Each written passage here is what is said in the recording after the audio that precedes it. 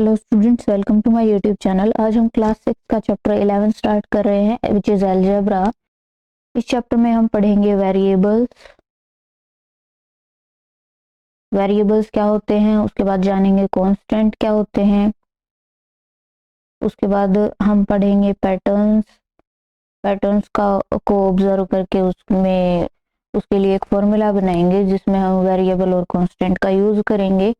उसके बाद वेरिएबल और कांस्टेंट के यूजेस आएंगे और उसके बाद इक्वेशंस आएंगी और इक्वेशंस को हम सॉल्व करेंगे। तो this is all for chapter 11।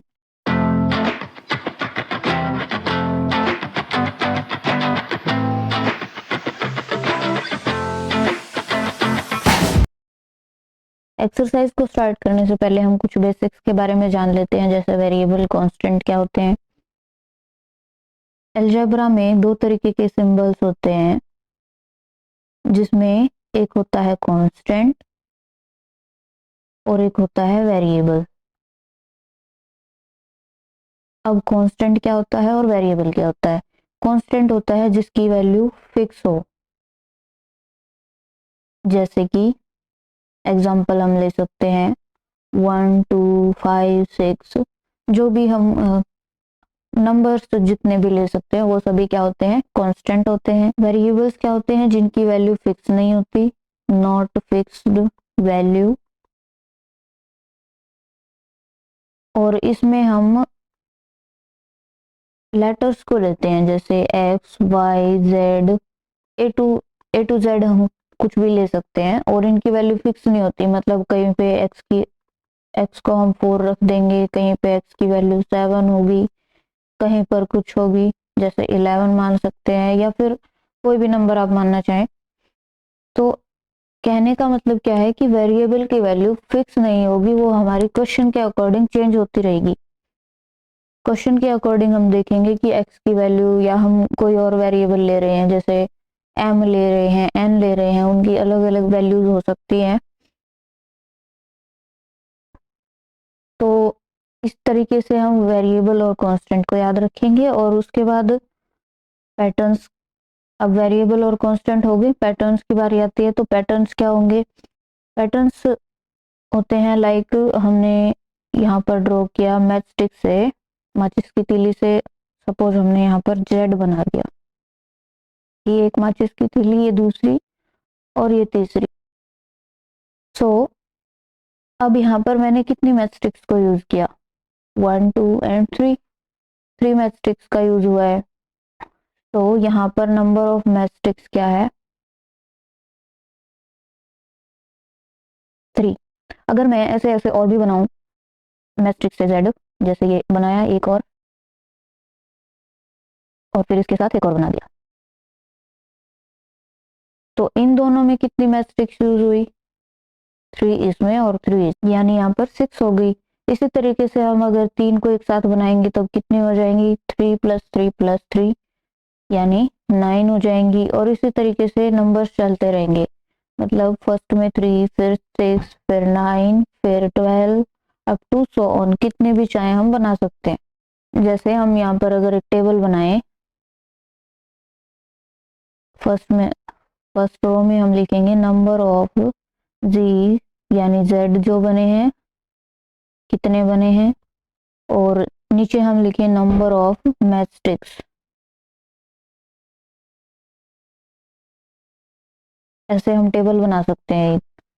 तो यहाँ पर हम लिखेंगे एक जेड अगर हम बना रहे हैं तो उसमें कितनी मैच स्टिक्स लगी, फर्स्ट में तो 3 ही लगी हैं। अगर हम 2 बना रहे हैं तो कितनी लगी हैं, 6। 3 बना रहे हैं तो 9 लगी हैं। इसी तरीके से हम टेबल बना सकते हैं। तो इन्हीं चीजों के बारे में हम एक्सरसाइज 11.1 में पढ़ेंगे। और उसके बाद जो टॉपिक्स हैं, यूजेस, वेरिएबल और कांस्टेंट के यूजेस, वो हम नेक्स्ट एक्सरसाइज में करेंगे। और उसके बाद आगे की एक्सरसाइजेस में हम इक्वेशंस पढ़ेंगे और उनको सॉल्व करना सीखेंगे। अभी के लिए आपको सिर्फ वेरिएबल, कांस्टेंट और पैटर्न्स के बारे में याद रखना है। सो एक्सरसाइज 11.1 का फर्स्ट क्वेश्चन क्या कहता है, find the rule which gives the number of matchsticks required to make matchsticks patterns। In patterns को बनाने के लिए कितनी मैट्रिक्स लगेंगी, उसके लिए हमें एक रूल बनाना है, लाइक कोई फॉर्मूला बनाना है। Use a variable to write the rule, और उस फॉर्मूला में हमें वेरिएबल का यूज करना है, यानी A B C up to X Y Z, जो भी आप चाहें वही लिख सकते हैं वेरिएबल की जगह पर। तो जैसे हमने पहले पैटर्न के लिए टेबल बनाई थी वैसे ही बनाते हैं। तो फर्स्ट में है टी जैसी कुछ शेप है, तो हम लिख लेंगे नंबर ऑफ टीज फॉर्म्ड, और फिर लिखेंगे नंबर ऑफ मैस्टिक्स यूज्ड, कितनी मैस्टिक्स लगी वो लिखेंगे। अब अगर एक ही टी हमें बनाना है तो एक में कितने लगे हुए हैं, 1 2, दो ही लगे हुए हैं, तो एक टी के लिए 2 मैस्टिक। अगर हम 2 बनाएंगे तो 4 लगेंगी। देखो यहाँ पर एक टी ऐसे बनाएंगे, ये टी हो गया। उसके बाद एक और बना लेते हैं, जैसे ये, तो 2 में 4 लगेंगी। इसी तरीके से हम 3 अगर बनाएंगे तो 6 लगेंगी। तो इसी तरीके से हम कितनी भी बनाएंगे उसके लिए मैट्रिक्स लिख सकते हैं कि कितनी लगेंगी। तो यहाँ पर हमें एक फॉर्मूला बनाना है। तो हम मान लेंगे कि वेरिएबल लेना है हमें कोई भी, लेट हम n ले लेते हैं। किसके लिए लेना है, नंबर ऑफ मैट्रिक्स।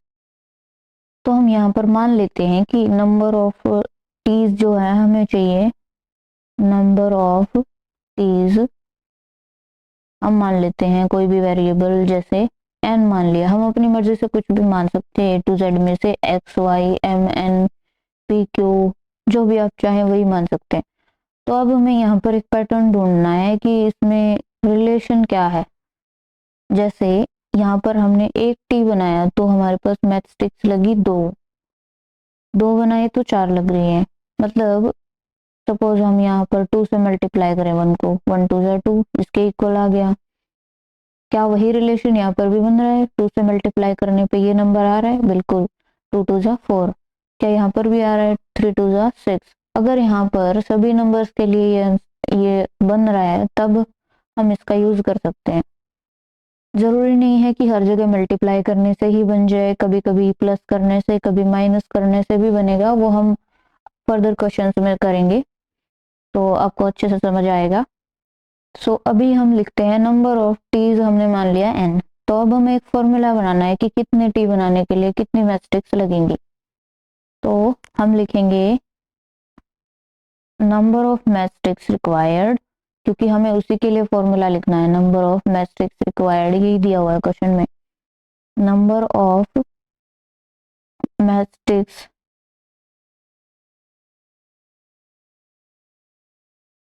रिक्वायर्ड, तो कितनी मैट्रिक्स लगेंगी उसके लिए फॉर्मूला क्या बनेगा। देखो हमें यहाँ पर एक टी बनाने के लिए उसको 2 से हमने मल्टीप्लाई किया तो आंसर आया हमारा मैट्रिक्स, जितने भी नंबर ऑफ मैट्रिक्स थे। यहाँ नंबर ऑफ टी कितना है, 2 है, उसको भी 2 से मल्टीप्लाई किया तो भी हमारा नंबर ऑफ मैट्रिक्स आ गया। मतलब ये चीज कैसे आ रही है, जो नंबर ऑफ टी है उसको 2 से मल्टीप्लाई करना है। अब नंबर ऑफ टी तो हमने क्या माना है, n, और उसको 2 से अगर मल्टीप्लाई कर देंगे तो हम लिखेंगे नंबर ऑफ टीज, और इसको हमें मल्टीप्लाई करना है 2 से, ऐसे लिख सकते हैं। अब नंबर ऑफ टीज हमने क्या माना, n, तो n मल्टीप्लाई 2, इसको हम लिख सकते हैं 2n। 2n का मतलब होता है 2 और n को मल्टीप्लाई किया। इसी तरीके से हम अगर कोई और वेरिएबल लेते, 2x होता या 2y होता, 2p होता, तो इसका मतलब क्या है कि 2 और p को हमने मल्टीप्लाई किया है। अब हम सेकंड पार्ट सॉल्व करते हैं। तो इस तरीके से e बना हुआ है और यहाँ पर हमें फाइंड आउट करना है इसके लिए फॉर्मूला। तो हम पहले टेबल बनाएंगे जैसे कि हमने पहले वाले क्वेश्चन में बनाई। तो हम लिखेंगे यहाँ पर नंबर ऑफ इज फॉर्म्ड,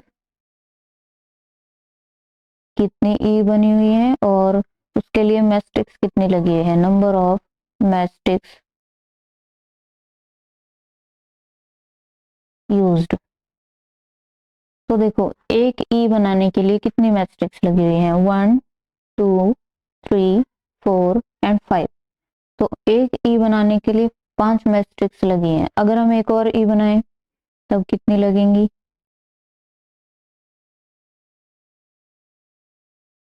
तो 5 इसमें हो गई और 5 पहले वाली में थी, यानी 10 हो गई।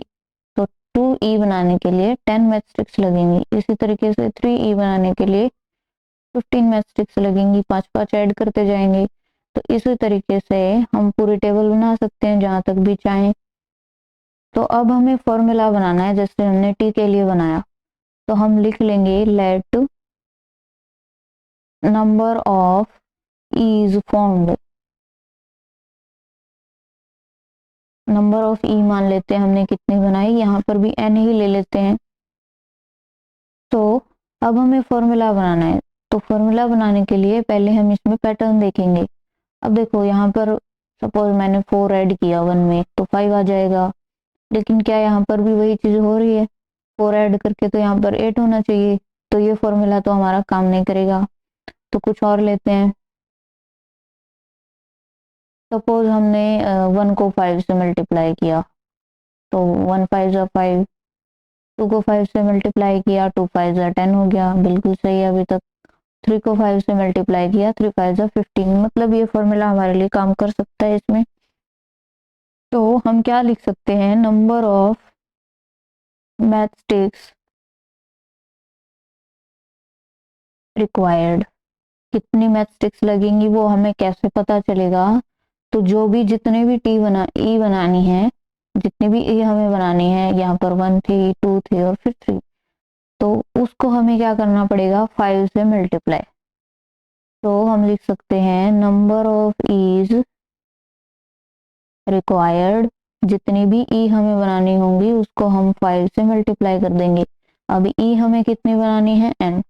तो इसकी जगह पर n लिखेंगे, n मल्टीप्लाई 5, इसको हम लिख सकते हैं 5n। बस यही हमारा फॉर्मूला है।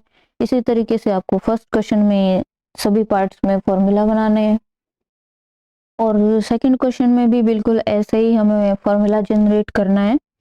वहां पर हमें ट्रायंगल्स बनानी है, तो एक ट्रायंगल में 3 लगेंगी, तो उसी तरीके से फॉर्मूला बन जाएगा जैसे इनमें हमने बनाया।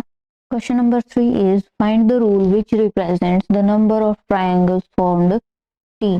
अब हमें यहाँ पर दिया हुआ है कि नंबर ऑफ ट्रायंगल्स के लिए हमें वेरिएबल टी लेना है, and the number of matrix used, जितनी मैट्रिक्स यूज हुई है उसके लिए हमें एस वेरिएबल लेना है, in the following pattern.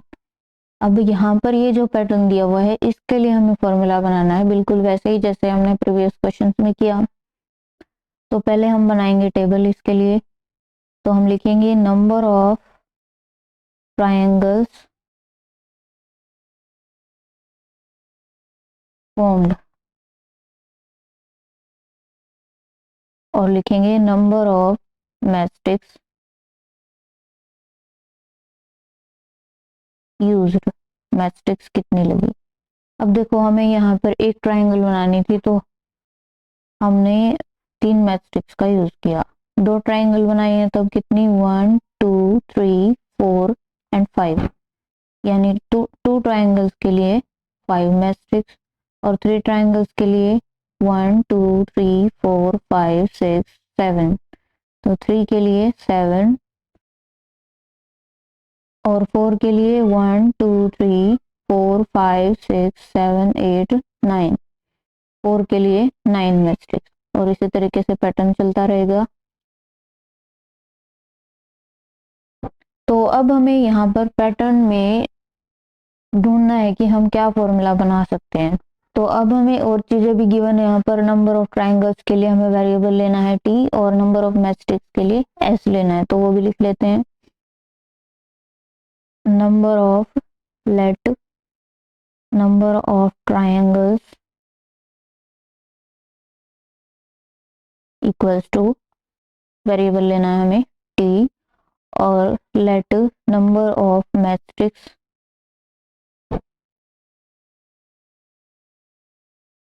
Matrix के लिए हमें वेरिएबल गिवन है यहाँ पर एस। तो अब हमें फॉर्मूला बनाना है इस पैटर्न के लिए। तो पहले हम रिलेशन ढूंढेंगे, यहाँ नंबर्स जो गिवन है। 1 के लिए 3 है, तो सपोज हम इसको 3 से मल्टीप्लाई करें, 1 3 जा 3, 2 3 जा तो 6 होता है, लेकिन यहाँ पर 5 गिवन है, 2 3 जा 6 होना चाहिए था यहाँ पर, तो हम 3 तो नहीं ले सकते।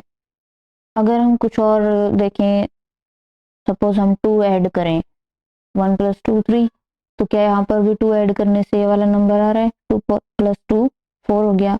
लेकिन यहाँ तो 5 गिवन है, मतलब अभी +2 भी हम नहीं ले सकते, तो ये भी कैंसिल हो गया। तो कुछ और अगर हम देखें, सपोज हम 1 को 2 से मल्टीप्लाई करें, 1 × 2 2 हो जाएगा, और उसमें 1 ऐड कर दें तब 3 आ जाएगा। तो क्या यहाँ पर भी मल्टीप्लाई 2 + 1 होता है, तो 2 2 जा 4, और उसमें अगर हम 1 ऐड कर देंगे तो 5 आ जाएगा। तो क्या यहाँ पर भी वही रूल अप्लाई हो सकता है? तो 3 को अगर हम मल्टीप्लाई करें 2 से, 3 2 जा 6 + 1 करेंगे तो 7 आ जाएगा। यहाँ पर भी चेक कर लेते हैं, 4 × 2 8 हो जाएगा, और +1 करेंगे तो 9 हो जाएगा।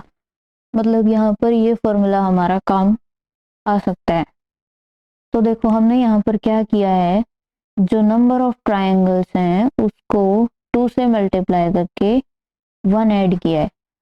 मतलब नंबर ऑफ ट्राइंगल्स को हमने 2 से मल्टीप्लाई किया और उसमें 1 ऐड किया, तो इसी को हम लिख सकते हैं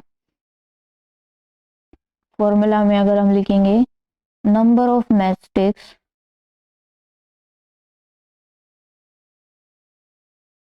रिक्वायर्ड, इसको हम किसके इक्वल लिख सकते हैं, इस चीज के इक्वल, मतलब नंबर ऑफ ट्राइंगल्स। यहाँ पर आपको ऐसे ट्राइंगल नहीं बनानी है, ये मैंने सिर्फ एग्जांपल के लिए बनाया है। नंबर ऑफ ट्राइंगल्स रिक्वायर्ड, और जितनी भी ट्राइंगल्स बनानी होंगी उसको हम 2 से मल्टीप्लाई करेंगे, और जो भी आंसर आएगा उसमें हम 1 ऐड कर देंगे। अब देखो नंबर ऑफ मैचस्टिक्स को हमने क्या लिया है, s, तो इसकी जगह पर s रखेंगे। नंबर ऑफ ट्राइंगल्स को हमने क्या लिया है वेरिएबल में, t, तो इसकी जगह पर t रखेंगे और इसको मल्टीप्लाई करना है। अब नंबर ऑफ ट्राइंगल्स की जगह पर हमने t रख दिया और उसको मल्टीप्लाई किया था 2 से, तो यहाँ भी मल्टीप्लाई हो जाएगा, और जो आंसर आएगा उसमें 1 ऐड करेंगे। मतलब अगर इसको हम सिंपल फॉर्म में लिखें, s = 2 × t 2t + 1, तो ये फॉर्मूला बन गया हमारा पैटर्न के लिए। तो अब यहाँ पर एक और चीज पूछी है क्वेश्चन में, how many matchsticks are needed to form 7 triangles. 7 triangles अगर हमें बनानी हो तब कितनी मैचस्टिक्स लगेंगी। तो इसी फॉर्मूला का अब हम यूज कर सकते हैं, नंबर ऑफ मैचस्टिक्स के लिए तो है फॉर्मूला। नंबर ऑफ ट्राइंगल्स की जगह पर हमने लिया हुआ है टी, मतलब टी की वैल्यू हो गई 7, क्योंकि 7 ट्राइंगल्स बनानी है। पहले हम यहाँ लिख लेंगे नंबर ऑफ ट्राइंगल्स रिक्वायर्ड, कितनी ट्राइंगल्स बनानी है 7। तो इसके लिए अगर हमें फाइंड आउट करना है कि कितनी मैचस्टिक्स लगेंगी, तो बिना ट्राइंगल बनाए ही हम बता सकते हैं इस फॉर्मूला का यूज करके। तो फॉर्मूला में वैल्यू रख देंगे। अब ट्राइंगल्स के लिए हमने क्या वेरिएबल लिया था, टी, तो टी की जगह पर हमें 7 रखना है सिर्फ। तो s will be equal to 2t + 1, और इसको हम लिख सकते हैं 2t की जगह आ गया 7 + 1, 2 7 जार 14, 14 + 1 यानी 15 मैचस्टिक्स लगेंगी अगर हमें 7 ट्रायंगल बनाने हो। फोर्थ क्वेश्चन भी बिल्कुल इसी के जैसा है, वो आप खुद से करना। अब हम क्वेश्चन 5 करते हैं। Now question number 5 is find a rule which connects the two quantities in the following table. अब हमारे पास टेबल दी हुई है और इसके लिए हमें रूल फाइंड आउट करना है, या कह सकते हैं फॉर्मूला बनाना है। अब पहले हम क्या करते थे कि टेबल बनाते थे, फिर उसमें रूल फाइंड आउट करते थे या फॉर्मूला बनाते थे उसके लिए। अब हमारे पास डायरेक्ट टेबल दी हुई है और हमें सिर्फ फॉर्मूला बनाना है। तो देखो यहाँ पर ए की वैल्यू और बी की वैल्यू, दो वेरिएबल है ए और बी, जिनकी वैल्यूज दी हुई है। ए की वैल्यू अगर 10 है तो बी की वैल्यू 8, 9 है अगर ए की वैल्यू, तो बी की वैल्यू 7 है, और यहाँ पर 8 6 फिर 7 5 है। सपोज हम यहाँ पर ए की वैल्यू 10 जो है उसमें से 2 सब्ट्रैक्ट करें तो 8 आ गया हमारे पास। तो क्या यहाँ पर सेकंड नंबर के लिए भी ऐसा कर सकते हैं, 9 - 2 करेंगे तो ये वाला नंबर आ गया, 8 - 2 करेंगे ये वाला नंबर आ गया, 7 - 2 करेंगे ये वाला नंबर आ गया। तो हम क्या लिख सकते हैं, अगर हम ए की वैल्यू में से 2 सब्ट्रैक्ट कर रहे हैं तो हमारे पास बी की वैल्यू आ रही है। मतलब ए में से अगर 2 सब्ट्रैक्ट कर रहे हैं तो बी आ रहा है हमारे पास।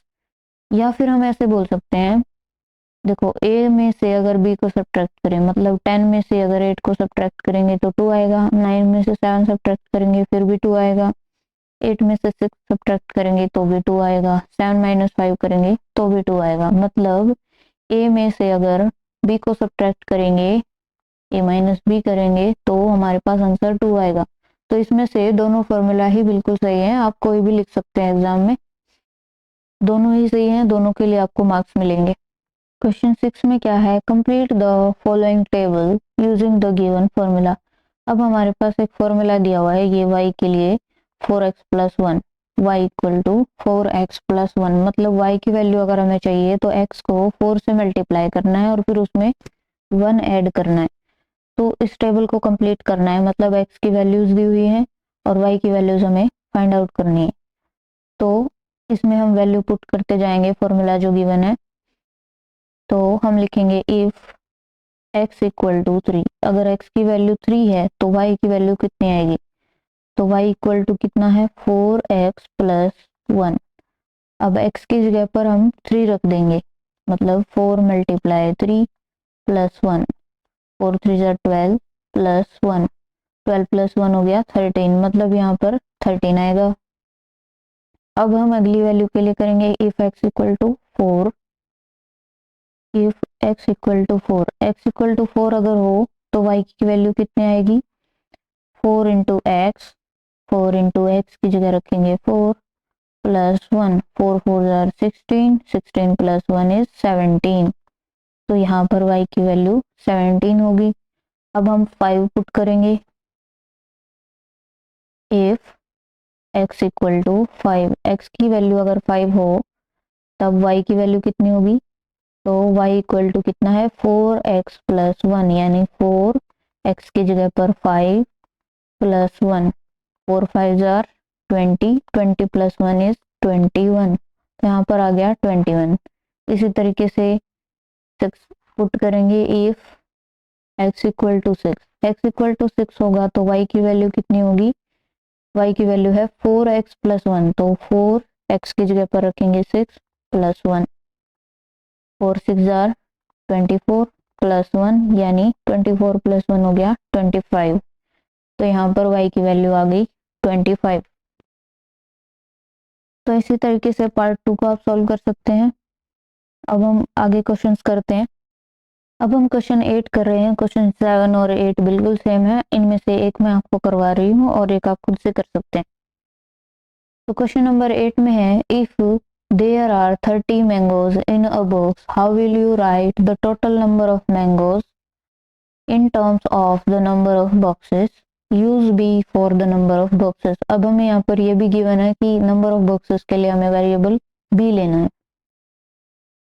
तो एक बॉक्स में हमारे पास 30 मैंगोज हैं, number of mangoes in one box, एक बॉक्स में हमारे पास 30 मैंगोज हैं। अब हमें फॉर्मूला निकालना है total number of mangoes. Number of boxes हमें लेना है b, so number of boxes equal to b, b लेना है। अब हमें निकालना है टोटल नंबर ऑफ मैंगोज, मतलब अगर बी नंबर ऑफ बॉक्सेस हैं, बी की वैल्यू कुछ भी हो सकती है, 100 हो सकती है, 200 या 50, कुछ भी हो सकता है। तो उतने बॉक्स अगर होंगे तो मैंगोज कितने होंगे, तो हम लिख सकते हैं so total number of mangoes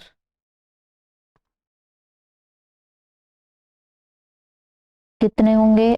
अब जितने बॉक्स हैं, सपोज एक बॉक्स हो तो उसमें कितने होंगे 30, दो बॉक्स होंगे तो 30 प्लस 30 60 होंगे। तो हमें निकालना है, मतलब नंबर ऑफ बॉक्सेस को हम किससे मल्टीप्लाई कर रहे हैं 30 से। 2 को अगर 30 से मल्टीप्लाई करेंगे 3 2 जा 6, यानी 30 2 जा 60 हो जाएगा। 3 लेंगे तो 90 होंगे, मतलब 3 को अगर हम 30 से मल्टीप्लाई करेंगे 90 आ जाएगा। मतलब नंबर ऑफ बॉक्सेस को मल्टीप्लाई करेंगे 30 से, तो नंबर ऑफ बॉक्सेस हमने कितना लिया है बी, तो बी को मल्टीप्लाई करेंगे 30 से, यानी 30 बी। अब अगर हम इसको total number of mangoes m मान लेंगे तो ऐसे भी लिख सकते हैं एम इक्वल टू 30 बी। या फिर आप यहीं तक लिखें अगर number of mangoes equal to 30 भी, तो वो भी बिल्कुल सही है। क्वेश्चन नंबर 9 भी बिल्कुल इसी के जैसा है, वो भी आप खुद से कर सकते हैं। Question number 10 is the teacher had x number of pencils. एक टीचर के पास एक्स नंबर ऑफ पेंसिल है, मतलब एक्स की वैल्यू कुछ भी हो सकती है, 10, 12, 50, कुछ भी मान सकते हैं हम, मतलब अभी हमें सिर्फ एक्स ही लेना है। She distributed 5 of them among her students. अगर उसमें से 5 पेंसिल वो अपने स्टूडेंट्स में बांट देती है, how many pencils are left with her, तो टीचर के पास कितनी पेंसिल्स बची वो हमें निकालना है। तो हम मान लेंगे जो कि यहाँ पर गिवन भी है, total number of pencils, total pencils कितनी थी एक्स, और 5 बांट दी तो नंबर ऑफ डिस्ट्रीब्यूटेड पेंसिल्स, कितनी पेंसिल्स बांटी हैं 5। अब कितनी बचेंगी, तो हम लिखेंगे नंबर ऑफ पेंसिल्स लेफ्ट, कितनी पेंसिल्स बची। अब अगर हम माने यहाँ पर 15 पेंसिल थी टीचर के पास और 5 बच्चों को दे दी, तो कितनी बची 10, सब्ट्रैक्ट कर दिया। अगर हम कुछ और नंबर माने इसकी जगह पर, सपोज 12 थी और टीचर ने 5 पेंसिल बच्चों को दे दी, 12 माइनस 5 करेंगे तो 7 बच गई। मतलब हमें क्या करना है, सब्ट्रैक्ट करना है 5 को टोटल नंबर ऑफ पेंसिल में से, यानी कि टोटल नंबर ऑफ पेंसिल अगर x है तो उसमें से 5 को सब्ट्रैक्ट करना है, तो हमारे पास नंबर ऑफ पेंसिल्स आ जाएंगी जितनी की टीचर के पास बची है।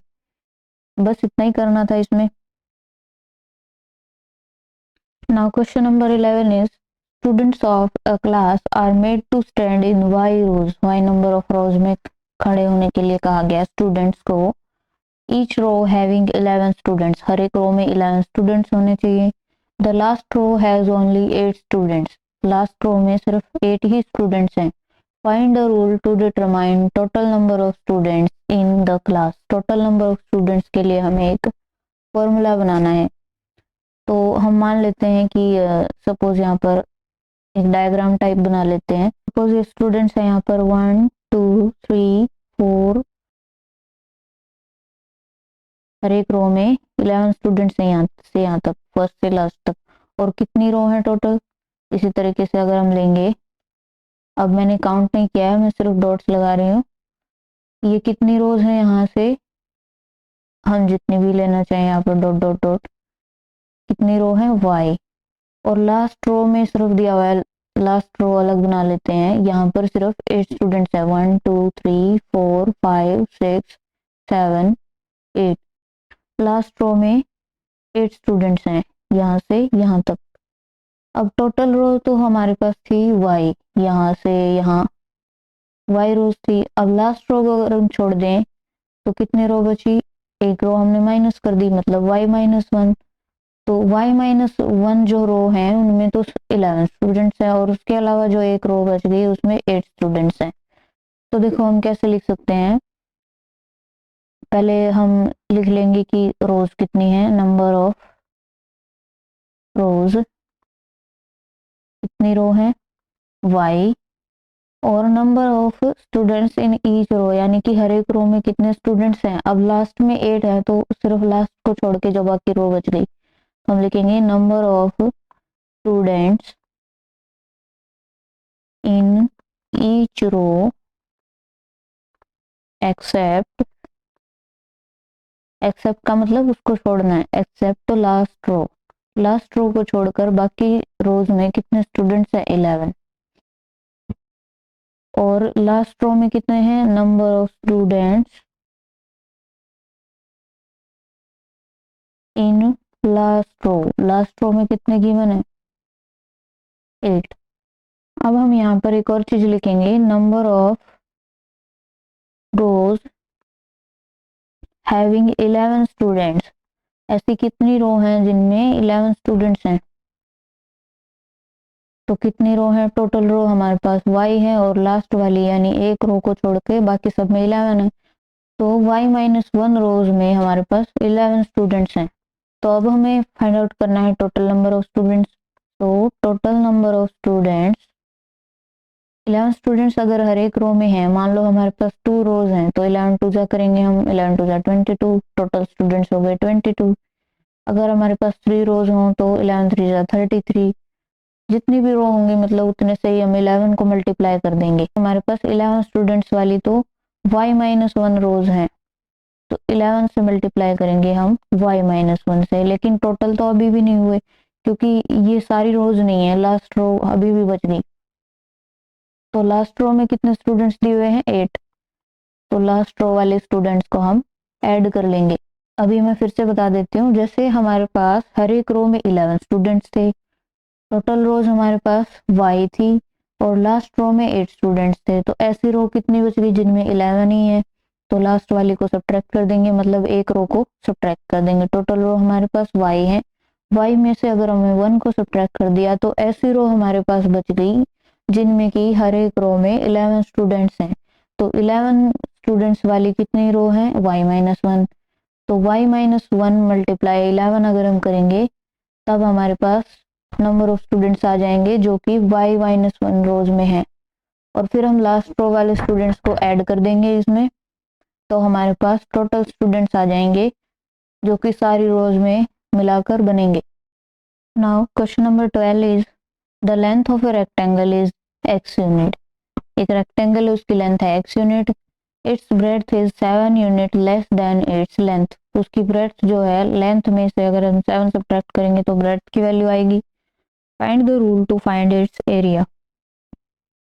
तो हमारे पास एक रेक्टेंगल गिवन है यहाँ पर जिसकी लेंथ है x यूनिट, यहाँ से यहाँ तक x, और ब्रेड्थ है 7 लेस देन इट्स लेंथ। अगर लेंथ में से हम 7 सब्ट्रैक्ट करेंगे तो ब्रेड्थ आ जाएगी, मतलब x-7। तो हमें निकालना है इसका एरिया। लेंथ ऑफ रेक्टेंगल,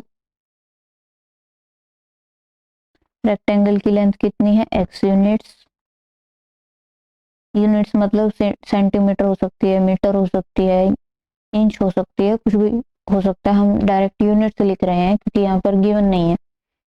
तो 7 यूनिट्स अगर लेंथ है, सो ब्रेड्थ कितनी है, ब्रेड्थ ऑफ रेक्टेंगल कितनी है, हमारे पास दिया हुआ है 7 units less than its length, मतलब x में से अगर हम 7 सब्ट्रैक्ट कर देंगे तो लेंथ ब्रेड्थ आ जाएगी। अब हमें एरिया निकालना है, सो एरिया ऑफ रेक्टेंगल